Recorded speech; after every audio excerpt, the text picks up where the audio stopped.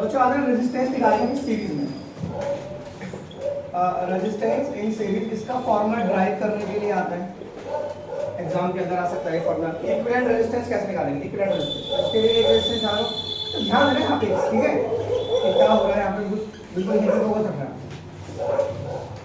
यहाँ पे क्या लगा अमीटर, और यहाँ पे लगाओ ऐसे plus minus plus minus plus minus battery, और यहाँ पे लगा दो की, ठीक है ऐसे बिल्कुल ऐसा फिगर बना लेना। और यहाँ पे रेजिस्टेंस लिख दो ऐसे R1, ये R2 और ये R2, और यहाँ से कनेक्ट कर दो वोल्टमीटर, यहाँ से क्या कनेक्ट कर देंगे हमें वोल्टमीटर, ये वोल्टमीटर मैंने कनेक्ट कर दिया।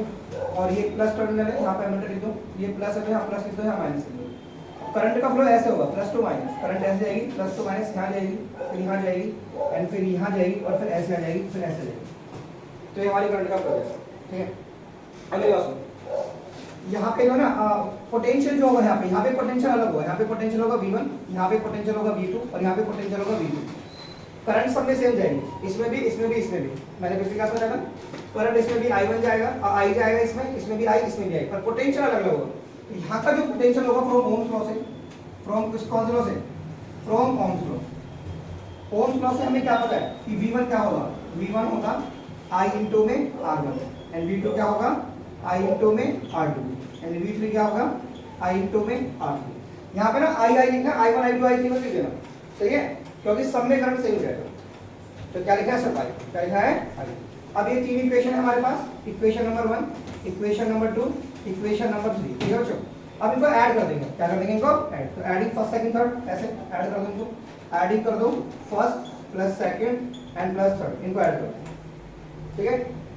ऐड करने से क्या होगा, इस तरफ ऐड करो ऐसे, that is V1 that is V2 that is V3 बराबर, यहाँ से हम I कॉमन ले लेंगे, यहाँ से क्या आ जाएगा हमारे पास R1 R2 R3 ऐसे, सही है।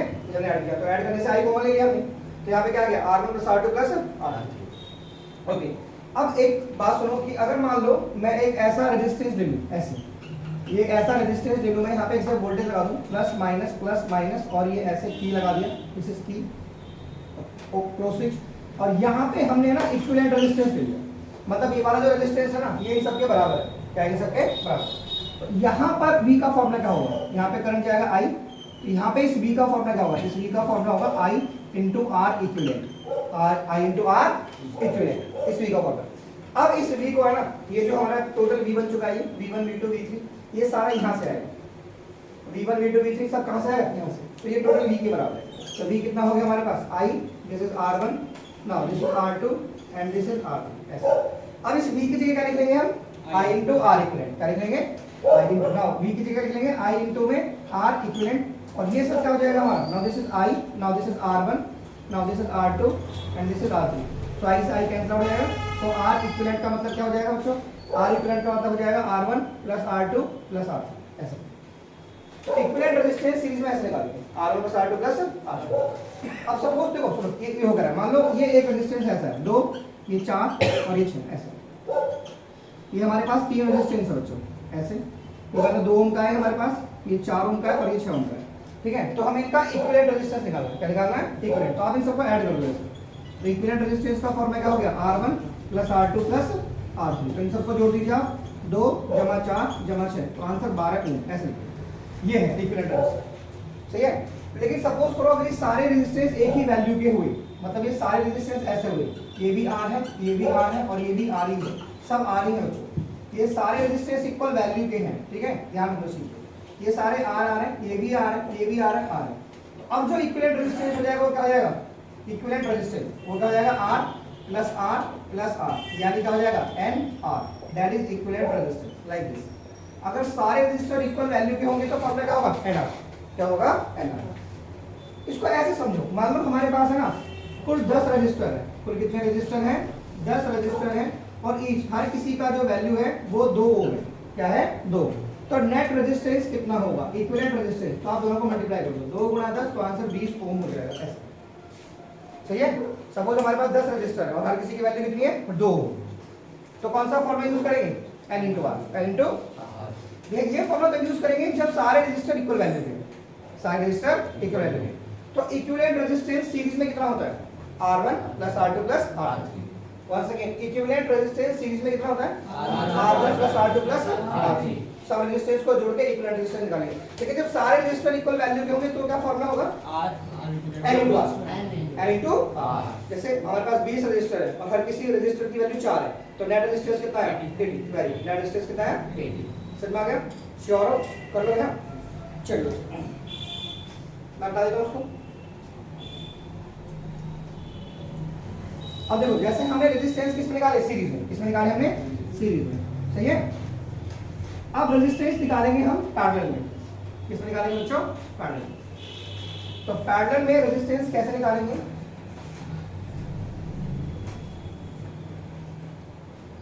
ये रेजिस्टेंस इन सीरीज है। अब हम निकालेंगे रेजिस्टेंस इन पैरेलल।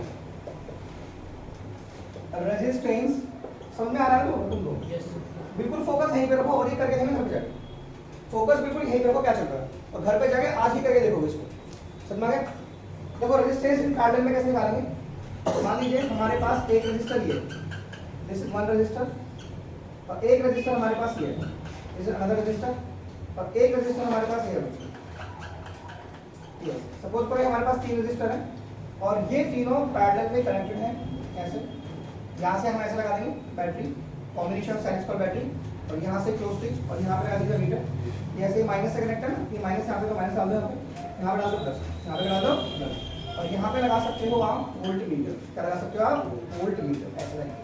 तो ये रेजिस्टेंस कितना हो गया हमारे पास? R1, ये कितना हो गया? R2, और ये हो गया R3। पिछली क्लास में मैंने आपको बताया था कि यहाँ ये वोल्टेज है, जब यहाँ से करंट जाएगी ना तो उस करंट को 3 रास्ते मिलेंगे। एक रास्ता ये होगा, एक रास्ता ये होगा, एक रास्ता होगा।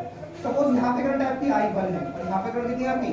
I2, और यहाँ पे करंट कितनी है आपकी? I3। ठीक है, I1 I2। तो ये बात आपको क्लियर होनी चाहिए कि पैरेलल में करंट अलग होता है और पोटेंशियल सेम होता है। Potential same. तो जो चीज अलग है हम उससे निकालेंगे। देखो पहले क्या चीज सेम थी? करंट सेम थी। सीरीज में करंट सेम रहता है ना सबसे, और पैरेलल में क्या सेम रहता है? पोटेंशियल। तो अब यहाँ पे पोटेंशियल सेम है, करंट अलग है। पोटेंशियल सेम है, क्या है? करंट अलग है। तो जो चीज अलग है उसी को निकालेंगे। पहले वाले केस में जो चीज अलग थी मैंने उसको निकाला था। पहले वाले केस में हमने V1 V2 V3 निकाला। सीरीज में क्या निकाला था? V1 V2, क्योंकि पोटेंशियल अलग था तो वही निकाला। अब यहाँ पे क्या निकालेंगे? I1 I2 I3। निकालो I1। पता है ना फ्रॉम ओम्स लॉ से? कौन से लॉ से? From Ohm's law. तो ओम्स लॉ से हमें क्या होता है? I1 कितना हो गया? V अपॉन में R। क्योंकि ओम्स में क्या होता है? V बराबर IR। सो I का वैल्यू कितना हो गया? V upon R। V upon R। तो I1 कितना हो गया? V अपॉन R, है ना? और I2 कितना हो गया हमारे पास? V upon R। और I3 कितना हो गया हमारे पास? V upon R3। V upon R3। ये इक्वेशन 1 है मेरे पास, ये इक्वेशन नंबर 2 है, और ये इक्वेशन नंबर 3 है। Equation number 3। अब इन सारी इक्वेशंस को ऐड कर देंगे। एडिंग 1 2 3। अब इन सारी इक्वेशंस को ऐड कर देंगे बच्चों। एडिंग 1 प्लस 2 प्लस 3, इन सबको ऐड कीजिए। तो ऐड ऐसे करेंगे, करिए ऐड इनको। ये जाएगा I1, ये जाएगा I2, ये जाएगा I3। तो इधर कितना आएगा हमारे पास? V अपॉन में R1, V अपॉन में R2 एंड V अपॉन में R3। अब ना V कॉमन ले लेंगे, तो 1 अपॉन में R1, 1 अपॉन में R2, 1 अपॉन में R3, 1 अपॉन में R3। ठीक है, ये क्या हो जाएगा? Total I। क्या हो जाएगा? देखो क्योंकि I1 यहाँ से आया, देखो यहाँ से क्या है हमारे पास? I1, और यहाँ से क्या है मेरे पास? I2, और यहाँ से क्या है मेरे पास? I3। तो जब ये तीनों यहाँ पे आएंगे, ये जुड़ जाएंगे। इसे जंक्शन लॉ कहते हैं। इसे क्या कहते हैं हम? Junction law. कि किसी पॉइंट पे तीनों करंट आके ऐड हो जाएंगे। इस पॉइंट पे ये वाले करंट, ये वाले करंट, ये वाले करंट ऐड हो गई। यहाँ पे क्या करंट बन जाएगी? I। क्या बन जाएगी वापस? तो I का मतलब क्या हुआ? I1 plus I2 plus I3। तो इसे क्या लिख लेंगे हम? I। सोचो I हो गया। अब ये क्या हो गया मेरे पास? अब सुनो, इस I को क्या लिखेंगे? 1 सेकेंड बोलो। V upon R equivalent. जैसे ये हमारे पास क्या है? ओके, ये हमारे पास है बैटरी, और ये की लगा दी हमने प्लग की, और ये R इक्विवेलेंट है। मतलब ये वाला जो रेजिस्टेंस है ना R इक्विवेलेंट, ये इन सबके बराबर है। इन सबके बराबर। तो यहाँ से जब इस वाले पोटेंशियल से करंट निकलेगा तो उस करंट का फॉर्मूला क्या होगा? I बराबर V अपॉन में R इक्विवेलेंट। I बराबर V अपॉन में R इक्विवेलेंट। तो अब इस I की जगह हम क्या लिखेंगे? V अपॉन में R इक्विवेलेंट। V अपॉन में R equivalent. Now this is V, this is V. Now this is 1 upon में R1, 1 upon में R2 and 1 upon में R3, and V से V क्या हो जाएगा? कैंसिल। तो क्या फॉर्मूला बना पैरेलल में इक्विवेलेंट रेजिस्टेंस निकालने का? 1 upon में R1 प्लस 1 upon में R2 प्लस 1 upon में R3। ये बना पैरेलल में फॉर्मूला। समझ आ गया? तो ये फॉर्मूला आपसे ड्राइव करवाने के लिए आ सकता है। ये बोलेंगे पैरेलल में इक्विवेलेंट रेजिस्टेंस का फॉर्मूला निकाल सकते हो। समझ आ गया? लेकिन एक बात ध्यान रखो बच्चों, अगर सभी रेजिस्टेंस हमारे पास इक्वल वैल्यू के होंगे, if all resistance we have are of equal values, if all resistance we have are of equal value, अगर सारे रेजिस्टेंस इक्वल वैल्यू के होंगे, मतलब सब आर आर आर हुए, क्या हुए आर आर आर, तो यहाँ पे आप इसको ऐसे लिख सकते हैं 1 में आर इक्विवेलेंट बराबर 1 में आर 1 में आर 1 में आर, ठीक है। तो ये सपोज ये एंड रजिस्टर है, कितने रजिस्टर है एन, ये एंड रजिस्टर है, तो ये सब ऐड होके ना हमारे पास एन आ जाएगा और यहाँ जाएगा आर, ये आ जाएगा 1 में आर इक्विवेलेंट, इसको उल्टा कर देंगे तो आर इक्विवेलेंट की वैल्यू क्या हो जाएगी आर में एन, आर इक्विवेलेंट की वैल्यू क्या हो जाएगी बच्चों आर में एन, आर में। तो सीरीज में देखो, अगर सुनो इन सीरीज, तो सीरीज में क्या फॉर्मूला यूज हुआ था मेरे पास आर इक्विवेलेंट का एन आर, क्या यूज किया था, और पैरेलल में क्या क्या आ रहा है पैरेलल में फॉर्मूला, इन पैरेलल क्या आ रहा है बच्चों आर अपॉन में, ये दोनों फॉर्मूला ध्यान रखिए। सीरीज में क्या होता है एन आर, लेकिन ये फॉर्मूला लगाएंगे कब, जब सारे रेजिस्टर इक्वल वैल्यू पे होंगे, ये सीरीज में और ये पैरेलल में। समझ आ गया क्या? कभी इनका ना रेशियो भी पूछ लेते हैं कभी-कभी आपसे, जैसे आर सीरीज कितना है एन आर और आर पैरेलल कितना है आर बाई एन, तो इनका कभी-कभार रेशियो पूछ लेते हैं, R S by R P का रेशियो, तो ये कितना हो गया एन आर और ये हो गया आर बाई एन, तो आर से आर कटा, ये कितना हो गया एन बाई 1, तो रेशियो ही आ गया। कभी-कभार एग्जामिनर क्या पूछता है रिलेशन, क्या पूछता है सीरीज और पैरेलल में जो इक्विवेलेंट रेजिस्टेंस है उसका रेशियो पूछता है, क्या पूछता है उसका रेशियो। समझ आ गया क्या? तो इस रेशियो पे ध्यान रखिए। सीरीज में नेट रेजिस्टेंस जब सारे रेजिस्टर इक्वल वैल्यू के होते हैं तो एनआर होता है, एंड पैरेलल में नेट रेजिस्टेंस जब सारे रेजिस्टेंस इक्वल वैल्यू के होते हैं तो क्या होता है R by N, R by N. Series में क्या होता है एनआर, पैरेलल में आर बाई एन, सीरीज में क्या होता है एनआर एंड पैरेलल में आर बाई एन, ठीक है। कब? जब सारे रेजिस्टर इक्वल वैल्यू के होते हैं। समझ आ गया? तो ये ड्राइव करना आपको आना चाहिए पूरा पूरा फॉर्मूला। समझ आ गया बच्चों? तो इरेज कर दूं मैं इसको, कर लोगे ना? ओके, अब बचते हैं इसमें न्यूमेरिकल्स। क्या बचता है इसके अंदर? न्यूमेरिकल्स। अब देखो जरा हमें इसके न्यूमेरिकल्स को कैसे करना है हैंडल, और ये घर जाके ना ड्रॉ करके बना के देखिए, इसका रिलेशन ड्राइव करके देखिए आपको आ रहा है कि नहीं। और इस फॉर्मूले में बिल्कुल ध्यान रखना, मैंने कई बार बोला है n इंटू आर और आर अपॉन में n, n इंटू में आर अपॉन में और आर अपॉन में, n इंटू में आर और आर अपॉन में n, n इंटू में आर और आर अपॉन में n, ये फॉर्मूले पे आपको फोकस करना है। चलो चलिए इस चैप्टर में थोड़ा न्यूमेरिकल से पहले मैं एक न्यूमेरिकल की अलग क्लास ले लेंगे, ठीक है, नेक्स्ट क्लास न्यूमेरिकल ले लेंगे, इसकी न्यूमेरिकल। चलिए यहाँ पे छोटी छोटी चीजें इस चैप्टर के अंदर, जैसे आपसे पूछेंगे कि पावर क्या होता है। पावर आपको पता है रेट ऑफ डूइंग वर्क होता है। पावर का मतलब क्या होता है? Rate of doing work. Rate of doing work is called power. Rate of doing work is called power. Power का मतलब होता है कि आप एक सेकंड में कितना काम करते हैं, वो हमारी पावर होती है ना। जैसे मैं एक सेकंड में 10 जूल काम करता हूँ तो मेरी पावर 10 वॉट हो गई। मैं एक सेकंड में 20 जूल काम करता हूँ तो मेरी पावर कितनी होगी? 20 वॉट। क्या हो गई? 20 वॉट। तो पावर का फॉर्मूला क्या होगा? W/T। W को किस में नापते हैं हम? जूल में, इसको सेकंड में। तो पावर किस में नापते हैं हम? वॉट में। किस में नापते हैं हम? वॉट में। ठीक है बच्चों? तो पावर का SI यूनिट क्या होता है? What. What is the SI unit of power? What is the SI unit of power? What. ठीक है, कर लोगे? देखो पावर के कुछ और यूनिट भी होते हैं बच्चों, जैसे 1 मेगावाट। तो 1 मेगावाट में होता है 10 की पावर 6 वॉट, 10 की पावर 6 वॉट। और 1 किलोवाट में होता है 10 की पावर 3 वॉट, 10 की पावर 3 वॉट। ठीक है, 1000।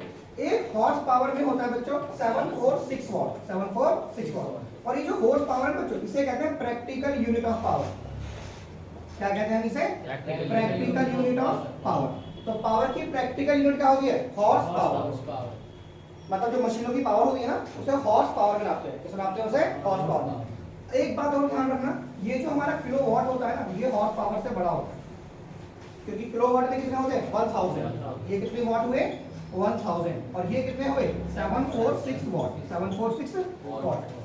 ठीक है बच्चों? या किलोवाट में कितना हुआ? ये 0.746 किलोवाट। और ये कितना हुआ हमारा? 1000 वॉट। और बच्चों 1000 वॉट। समझ आ गया? तो पावर की सबसे बड़ी यूनिट होती है मेगावाट। कौन सी होती है? मेगावाट। तो मेगावाट में कितने वाट हुए 10 to the power 6 watt और किलोवाट में 10 to the power 3 watt और हॉर्स पावर में 746 और watt हॉर्स पावर देखो अगर वो पूछता है ना what is the SI unit of power तो क्या आंसर है watt हाँ ये क्वेश्चन पेपर में आ सकता है what is the SI unit of power तो पावर का एसआई यूनिट क्या होता है आंसर है वॉट आंसर क्या है लेकिन अगर ये क्वेश्चन है कि what is the practical unit of power तो अब आंसर क्या है horse power very good what is the practical unit of power what is the practical unit of power अब आंसर क्या है बच्चों आपका हॉर्स पावर और एक हॉर्स पावर बोले तो 746 किलोवाट kilowatt समझ में आ गया एक क्वेश्चन यहां से कभी बार पूछ लेते हैं कि डिफाइन 1 वाट पावर कितनी होती है डिफाइन 1 वाट तो कैसे लिखेंगे power is said to be 1 watt कैसे लिखेंगे power is said to be 1 watt power 1 watt तब होती है व्हेन 1 जूल ऑफ वर्क कितना work 1 joule of work has been done 1 joule of work has been done in 1 second तो 1 watt power मेरी तब खर्च होगी जब मैं 1 जूल काम 1 सेकंड में करूंगा 1 जूल काम देखो जब किसी 1 को डिफाइन करना होगा ना तो सबको 1 मानो इसको भी 1 मानो इसको भी 1 मानो इसको भी 1 मानो अगर आपने 1 जूल काम 1 सेकंड में करा 1 जूल काम 1 सेकंड में करा तो आपकी शक्ति खर्च हुई 1 वाट तो पावर 1 वाट तब खर्च होगी जब 1 सेकंड में 1 जूल काम करेंगे कितने काम 1 सेकंड में 1 जूल 1 सेकंड में 1 जूल तो पावर कितनी खर्च हुई 1 वाट सही है तो power is said to be 1 watt when 1 joule of work has been done in 1 second. So this is all about the power. समझ में आ गया? चलिए नेक्स्ट हम पढ़ते हैं एनर्जी क्या पढ़ते हैं एनर्जी ठीक है तो मैं रेज कर देता हूं उसे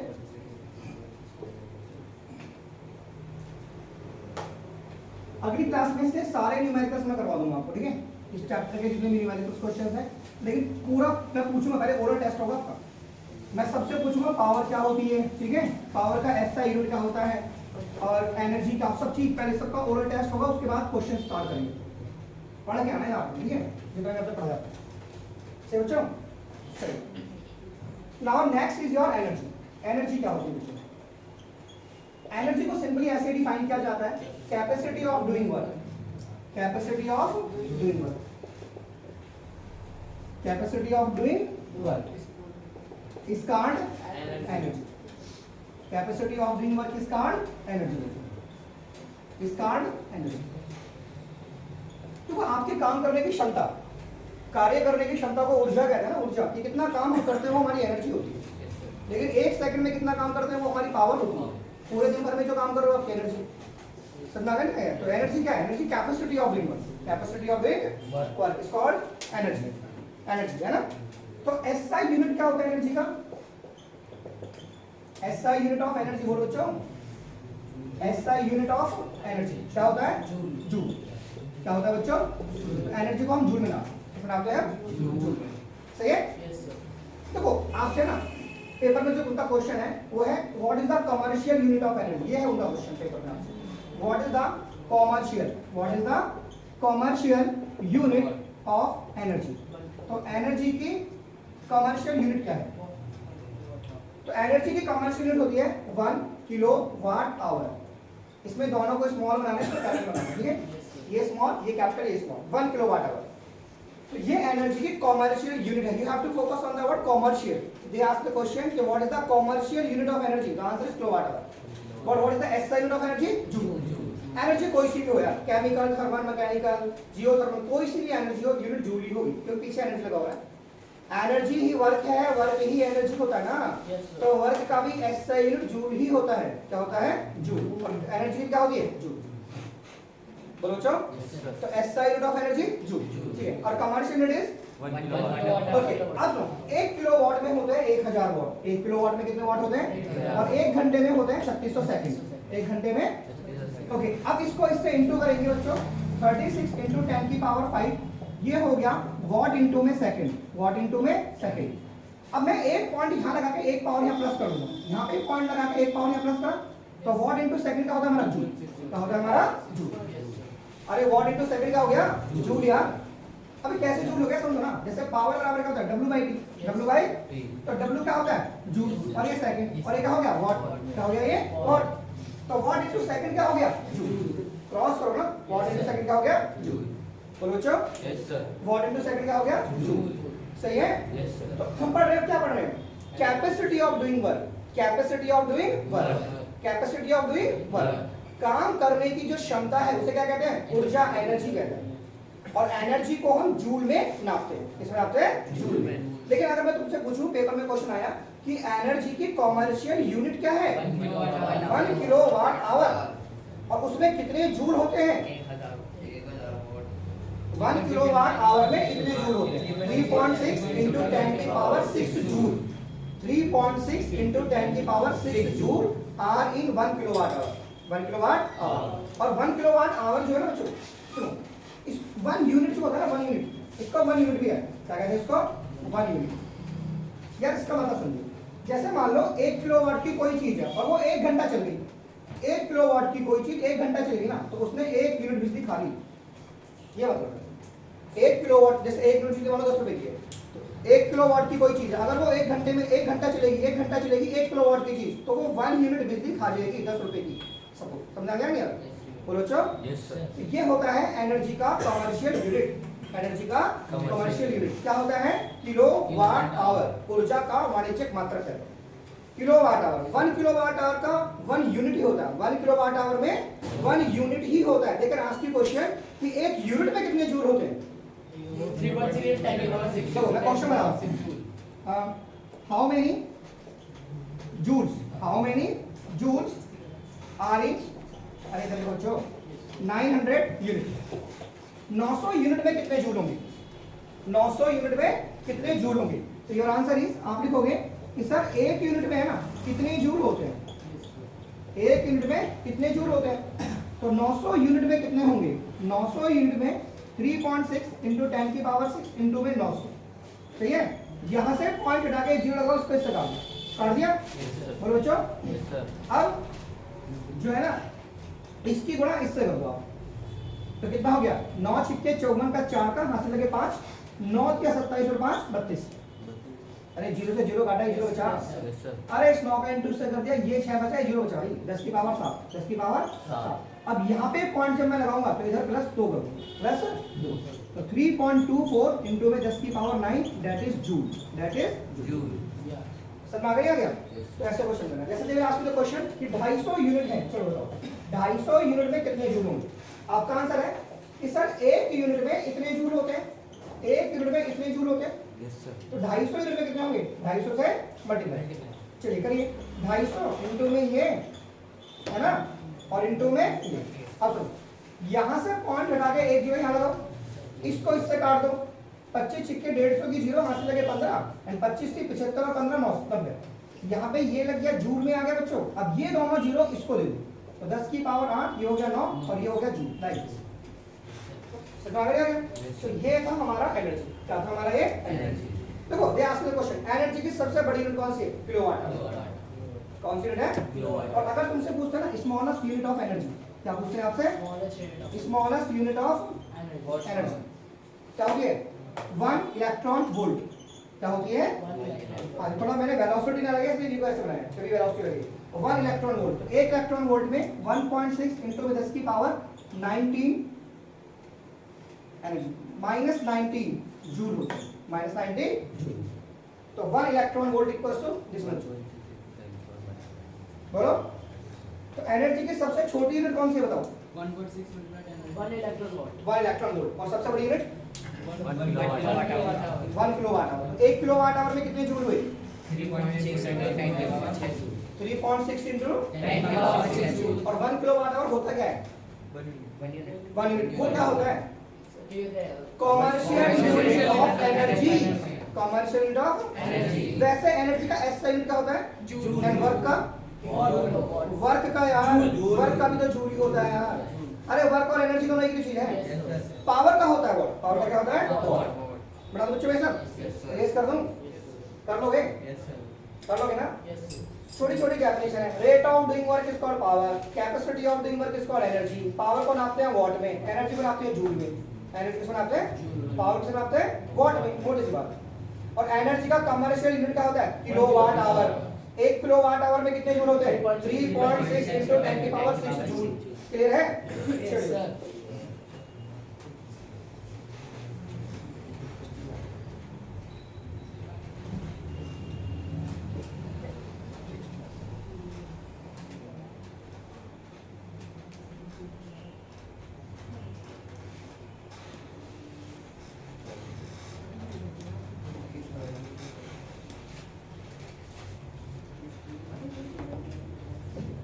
चलिए बच्चों, इसमें एक और हमारा लॉ है इस चैप्टर के अंदर, और ये लास्ट टॉपिक है, इसके बाद न्यूमेरिकल्स में शुरू कर दूंगा इसके अंदर, that is joules law of heating. Joules law of heating. Joules law of heating क्या होता है? जूल्स लॉ ऑफ हीटिंग का मतलब है, जैसे मान लो ये कोई हमारे पास वायर है, कंडक्टर है, ठीक है, जब इसमें करंट फ्लो होगी ना, जब क्या होगी इसके अंदर, ये बैटरी हो गई है ना, ये स्विच भी लगा दिया, और जब इसमें करंट फ्लो होगी ना आई, तो इसमें हीट बनेगी। क्या बनेगी? हीट। ठीक है, अरे करंट से हीट बनती है ना, पता है ना आपको। आपसे अगर पूछेगा कि इफेक्ट ऑफ करंट क्या क्या होता है, करंट के कौन कौन से इफेक्ट होते हैं, effect of current, effect of, तो करंट का एक इफेक्ट तो हीटिंग इफेक्ट होता है ना, बोलो बच्चों। एक इफेक्ट कौन सा इफेक्ट होता है? मतलब करंट के जाने से हीटिंग होती है, ये हीटिंग। तो हम पढ़ते हैं ना, जैसे आप टोस्टर यूज कर लो, टोस्टर यूज करते हैं, इलेक्ट्रिक आयरन प्रेस जो कपड़ों पे करते हैं, और जो रॉड होता है पानी गर्म करने का, तो करंट जाती है तो क्या हो जाता है? हीट। तो हीटिंग इफेक्ट होता है करंट का। एक होता है मैग्नेटिक इफेक्ट, एक क्या होता है? इलेक्ट्रोमैग्नेट होता है, मैग्नेटिक इफेक्ट, और एक होता है केमिकल इफेक्ट। क्या होता है? Chemical effect. इलेक्ट्रोलिसिस वगैरह करते हैं जिसे, क्या करते हैं इसमें? इलेक्ट्रोलिसिस। ठीक है, ओके। तो करंट के 3 इफेक्ट होते हैं। तो मोटी सी बात है, जब किसी तार में करंट जाएगी ना, तो उसमें हीट प्रोड्यूस होगी। क्या होगी? इसमें हीट प्रोड्यूस होगी। किसी तार में करंट के जाने से उस तार में हीट बनेगी। करंट जब भी कहीं जाएगा तो हीट बनेगा ही बनेगा। समझ में आ गया क्या? पता है ना क्यों बनेगा? देखो मैं आपको समझा चुका हूं यार रेजिस्टेंस के बारे में। जैसे ही कोई वायर है, इसमें क्या होते हैं? एटम। क्या होते हैं? एटम। तो जब करंट का जाने का मतलब इलेक्ट्रॉन का चलना, तो जब इलेक्ट्रॉन चलेंगे ना, तो उसकी इन एटमों से टक्कर होगी। क्या होगी? टक्कर। टक्कर से क्या क्रिएट होगा? रेजिस्टेंस। तो जहां रेजिस्टेंस वहां हीट होती है। देखिए, जहां करंट होता है वहां हीट होती है, जहां रेजिस्टेंस होता है वहां हीट होती है। क्योंकि करंट होगा तो रेजिस्टेंस जरूर होगा, 100% होगा। जहां अरे यार बाबा, एटम तो हर चीज में होते हैं, हर चीज में एटम होते हैं। तो अगर किसी चीज में करंट चलेगा तो उसमें तो एटम है ही, हर चीज में। मान लो किसी चीज में करंट दौड़ रहा है तो एटम तो उसमें है। तो जब करंट दौड़ेगा तो इलेक्ट्रॉन के चलने से करंट बनता है ना, तो जब इलेक्ट्रॉन चलेंगे तो उसकी एटमों से टक्कर जरूर लगेगी, तो रेजिस्टेंस हमेशा होगा। और रेजिस्टेंस को इग्नोर नहीं कर सकते, हाँ रेजिस्टेंस कम ज्यादा होता है, पर हर वो चीज जिसमें करंट होगा उसमें रेजिस्टेंस बनेगा ही बनेगा। मोटी सी बात मान लगा देखो आप, समझ में आ गया? तो जूल्स लॉ ऑफ हीटिंग क्या कहता है कि heat produce in a wire, heat produced in a wire, किसी वायर में जो हीट प्रोड्यूस होगी is directly proportional to the, is directly proportional to the, किसके? Current square. Is directly proportional to the square of the current, square of the current, square of the current है ना, and resistance of the wire, and resistance of the wire, and the time, and the time up to which the heat will flow, up to which the heat will flow, heat will flow। तो किसी wire में जब current जाएगा तो उसमें heat कैसे बनेगी? जो हीट है डायरेक्टली प्रोपोर्शनल टू करंट का square, directly proportional to the resistance of the wire, and directly proportional to the time, जितने टाइम तक वो करंट फ्लो। ठीक है, कंबाइन कर लीजिए तीनों इक्वेशंस को। After combining first second and third what we get? After combining first second and third, after combining, बोलो बच्चों, फर्स्ट सेकंड एंड थर्ड, तो इन सबको कंबाइन करने पे मुझे मिलेगा H बराबर आई स्क्वायर इंटू में आर इंटू में टी। ठीक है, H बराबर आई स्क्वायर इंटू में आर इंटू टी। तो हर वो चीज जिसमें करंट होता है उसमें क्या डेवलप होती है? हीट। क्या डेवलप होती है? हीट। तो ये है जूल्स लॉ ऑफ हीटिंग। क्या फॉर्मूला बना? H बराबर आई स्क्वायर इंटू में आर इंटू में टी। समझा बच्चों? तो this is called joules law of heat. सही है, H बराबर आई स्क्वायर इंटू में आर इंटू में टी। तो एक बात और, जैसे आपने पीछे पढ़ा था बच्चों, पीछे पढ़ा था हमने ओम्स लॉ। क्या पढ़ा था आपने? Ohm's law. V बराबर आई आर, V बराबर कौन सा लॉ है ये? Ohm's law. आज जब हमने फर्स्ट क्लास पढ़ी थी तो करंट पढ़ा था हमने, चलो मैं अलग करवा दूंगा आपको ये, ठीक है? बोलो जल्दी, समझ आ गया आपको? तो कौन सा लॉ है? Joules law. तो जूल्स लॉ का मतलब है जब किसी तार में करंट जाएगी तो उसमें हीट बनेगी, तो उस हीट का फॉर्मूला क्या होगा? I square into R into T, I square into R into में टी। सही बच्चों, चलिए आगे बढ़ते हैं। फॉर्म इसमें ना न्यूमेरिकल आएगा आपका एग्जाम, इसके एग्जाम जब होगा इसका तो इसमें न्यूमेरिकल पार्ट आएगा आपका। छोटे छोटे क्वेश्चन कुछ भी आ सकते हैं, पूरा चैप्टर पे आप बिल्कुल स्ट्रॉन्ग कमांड रखिए इसके ऊपर। एक क्वेश्चन हमारे ऐसे आता है relation between P V and I, relation between किस किस में, पावर में, वोल्टेज में एंड करंट में, इनमें आपस में क्या रिलेशन है, पावर में, वोल्टेज में और करंट में। ये पेपर में आता क्वेश्चन, ठीक है। पहले आप देखो कि सर करंट का फॉर्मूला क्या होता है, Q बाई, क्या होता है Q बाई, एंड पोटेंशियल का फॉर्मूला क्या होता है बच्चों, W बाई Q। अरे सही है। यहाँ से Q का फॉर्मूला क्या आया, V नीचे Q है, तो Q का फॉर्मूला आया W बाई V। अगर मैं ये चीज यहाँ पुट कर दूं तो I का फॉर्मूला क्या हो जाएगा, W बाई V इंटू में, लेकिन आपको तो पता है ना पावर W बाई T। तो ये सारा क्या बन गया हमारा, बताइए, पावर क्या बन गया ये, तो ये ऊपर आ गया पावर, क्या है ऊपर पावर, तो I बराबर क्या बन गया, P अपॉन में V इधर आ गया, तो V इंटू I बराबर P। तो दे आस्क द रिलेशन कि P V और I में क्या रिलेशन, तो क्या बोलोगे आप, P बराबर V इंटू I, P बराबर V इंटू I। देखो I का फॉर्मूला क्या होता है, Q बाई Q, है ना, और V का फॉर्मूला W बाई Q।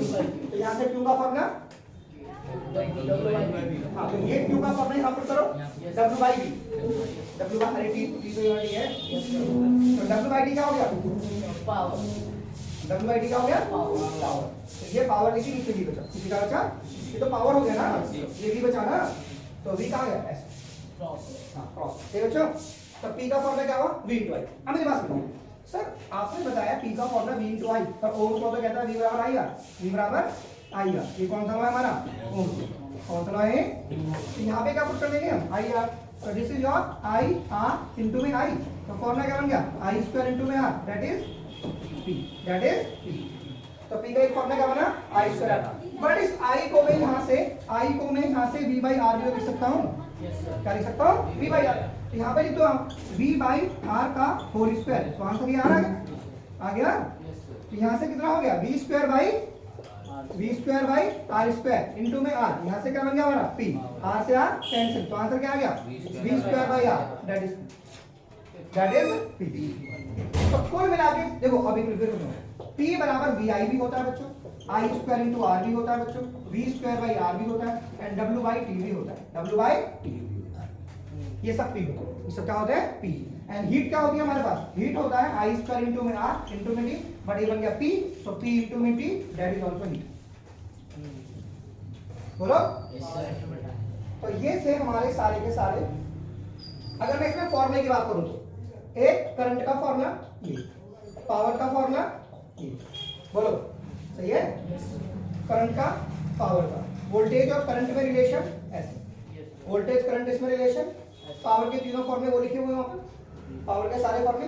बाकी रेजिस्टेंस सीरीज में कितना, R1 plus R2 plus R3, resistance parallel में कितना, पैरेलल में रेजिस्टेंस ऐसे 1 अपॉन में RP, 1 अपॉन में R1, 1 अपॉन में R2, 1 अपॉन में R3। इनके अलावा नहीं है कोई फॉर्मूले के अंदर, ये सब फॉर्मूले। तो they will ask one mark question होता है कि P V और I में क्या रिलेशन है, तो क्या आंसर है, P बराबर VI, P बराबर VI। देखो सारे फॉर्मूले स्ट्रांगली आपको पता होना चाहिए, I बराबर Q बाई T, V बराबर W बाई Q, V बराबर, एंड P बराबर क्या होता है बच्चों, W by T, W by T, P बराबर W बाई T, है ना, बोलो, I बराबर Q बाई T, ये मैंने दोबारा लिख दिया, तो यहाँ पे दूसरा लिख दो, P बराबर V इंटू I, P बराबर V इंटू में I, P बराबर V इंटू में I। तो यहाँ पे ये चैप्टर समाप्त होता है, ठीक है, और इसमें हम स्टार्ट होंगे न्यूमेरिकल, क्या होंगे, ठीक है बच्चों।